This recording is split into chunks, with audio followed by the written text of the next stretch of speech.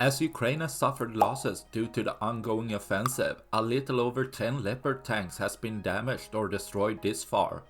But as Ukraine has increased its offensive, so has Russia's losses. Tanks, infantry fighting vehicles, supply trucks, mine-laying vehicles with more are within almost daily losses. As Ukraine loses a little more than 1 tank a day, Russia loses more than 4. We're a T-72B3 tank with a KMT 5M mine clearing device first being immobilized by a mine, which it should clear, but later hit by a drone, causing an internal fire, leading to a massive explosion, tossing parts all around the field, taking out another of Russia's tanks, leaving one less for tomorrow.